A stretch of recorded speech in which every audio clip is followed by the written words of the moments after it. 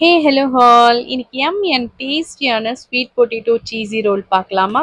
இந்த roll ready பண்ணுறதுக்கு சக்கரவள்ளி கிழங்கு மீடியம் சைஸாக இருக்கிறது ஒன்று எடுத்து தோல் நல்லா சீவிட்டு இந்த மாதிரி சீவலில் சீவி எடுத்துக்கோங்க. சீவன் இந்த சக்கரவள்ளி கிழங்கு அரை மணி நேரத்துக்கு தண்ணியில் நல்லா ஊற வச்சு எடுத்துக்கோங்க. மீன்வைல் சீஸ் நல்லா துருவி எடுத்து வச்சுருக்கேன். இப்போ ஒரு ட்ரேல பேட்ச்மெண்ட் பேப்பர் போட்டுட்டு துருவின சீஸை ஒரு லேயர் ஆட் பண்ணிக்கோங்க.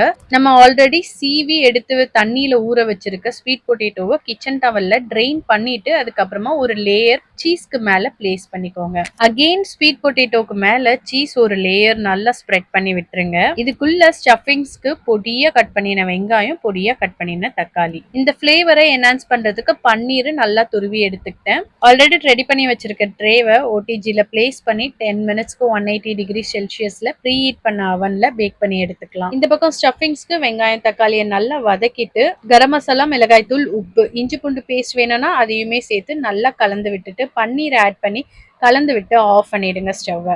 10 to 15 மினிட்ஸ்ல எதுவுமே நல்லா சூப்பரா ரெடி ஆயிடும். இதுல ஆரிகானோஸ் அண்ட் சீசனிங் ஸ்ப்ரெட் பண்ணிட்டு நம்ம ரெடி பண்ணி வச்சிருக்க பன்னீரையும் உள்ள வச்சு இந்த மாதிரி ஃபோல்ட் பண்ணி கட் பண்ணி சர்வ் பண்ணுங்க. ரொம்ப சூப்பரா இருக்கும். இந்த ரெசிபி கொஞ்சம் டிஃப்ரெண்டாகவும் டேஸ்டியாகவும் செம்மையா இருந்துச்சு. கண்டிப்பா ட்ரை பண்ணி பார்த்துட்டு உங்க வியூஸ் அண்ட் கமெண்ட்ஸை மறக்காம தெரிவிங்க. பாய்.